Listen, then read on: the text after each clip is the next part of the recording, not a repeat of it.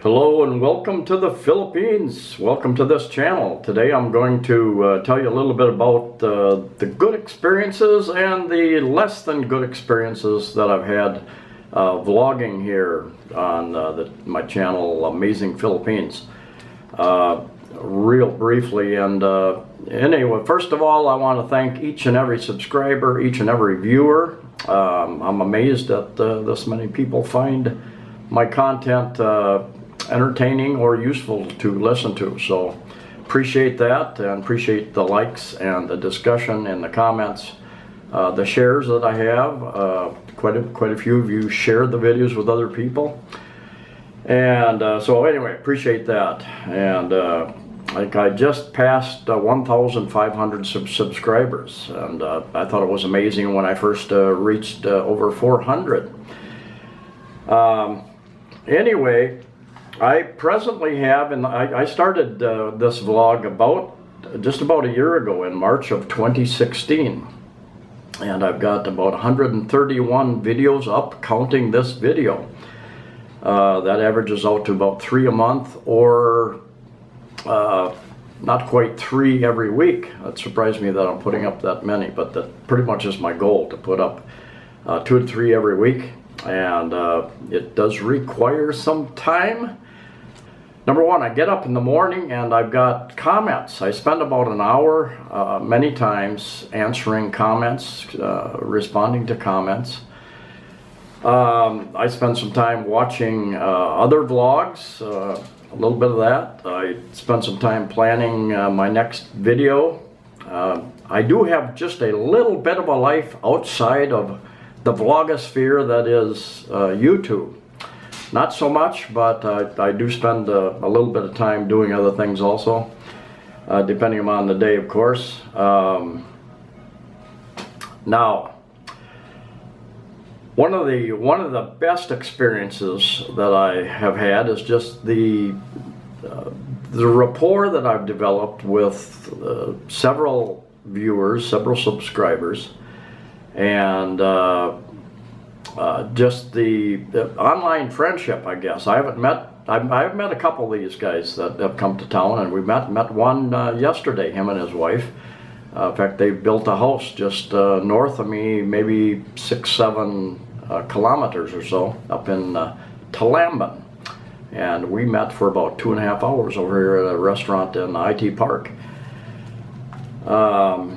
So it's always good to meet somebody when they come to town. I am available and open to discussion.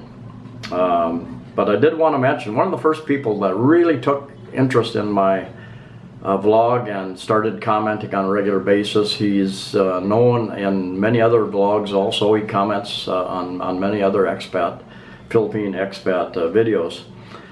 And he has done something very interesting. He has taken one of my recent videos. It was a motorbike trip over to Pacific Mall, and he has put music to that. He's done 2, and he has another one coming up very quickly.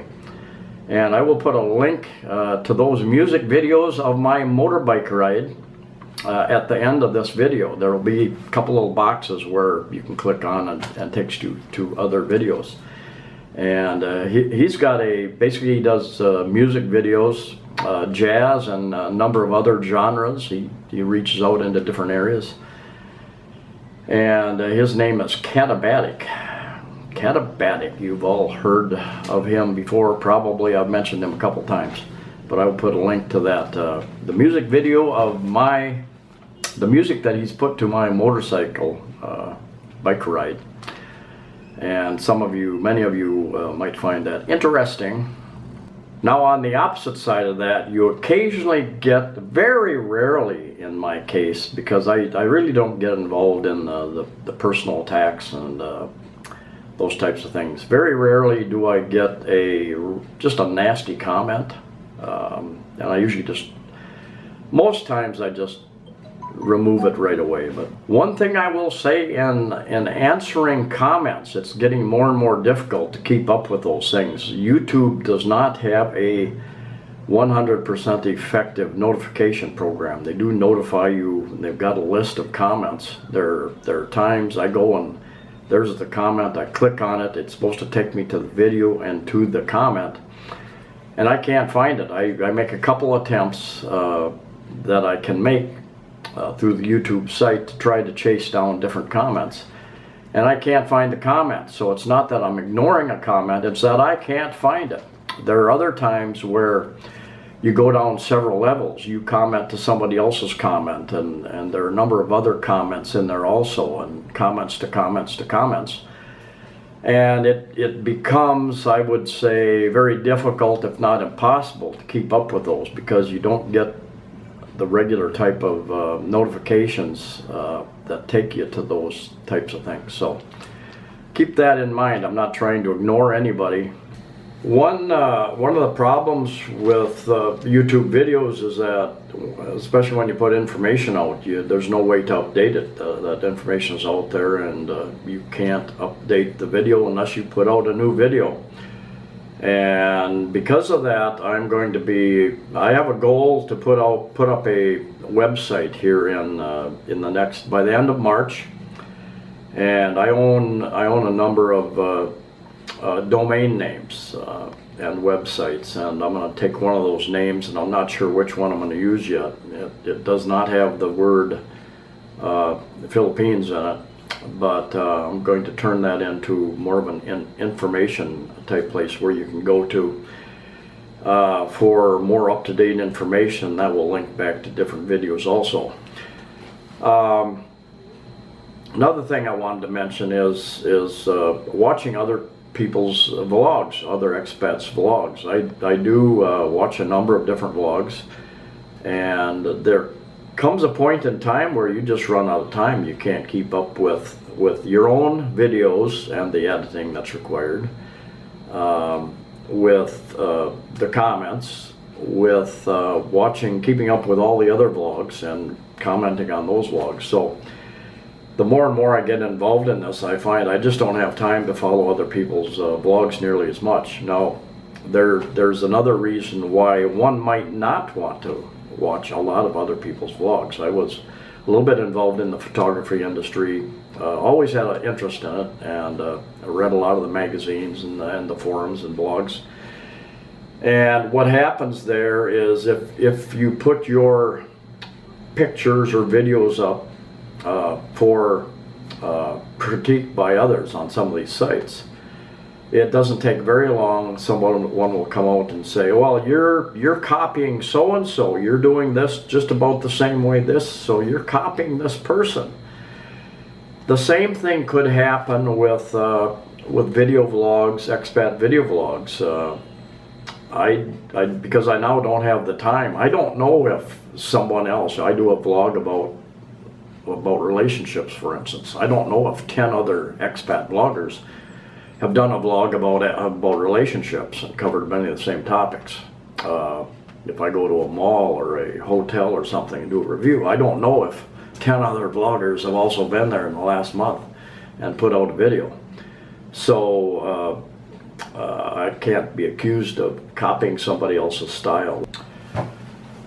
Another point, and I've seen this point made on other expat blogs too. You will get, as a vlogger, you will get many people approaching you and saying, they'll make a comment, I have subscribed to you, please check out my channel and subscribe to me.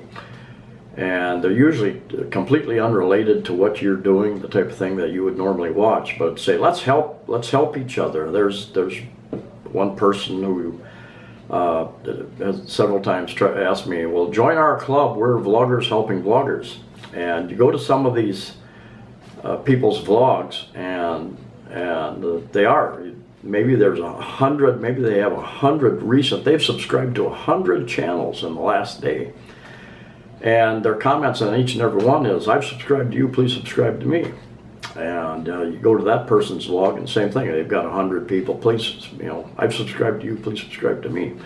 Then you go to a couple of their videos, and they have very few views on their videos. They have a bunch of subscribers, but very few people are watching each other's videos. And it makes sense. You don't have the time to be watching everybody else's videos, number one. Number two, many of the videos that you subscribe to have nothing to do with your interest or what you're doing. I've had a couple real estate agents put comments up saying, without asking me.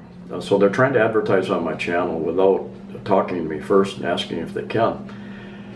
And most of the time, those types of comments, and as well as the people ask saying, I've subscribed to you, please subscribe to me, and usually those people have not subscribed to you, you can check.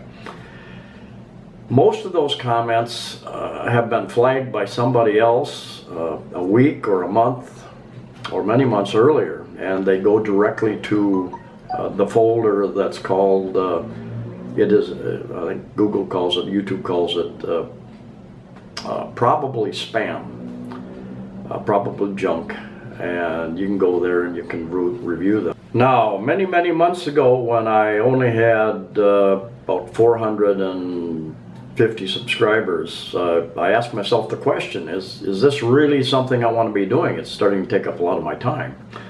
And the fact is, I do rather enjoy it. I enjoy doing the videos more than anything. But I will continue to put out a mix and try to put out information that would be useful to somebody thinking about moving here, to people who are visiting.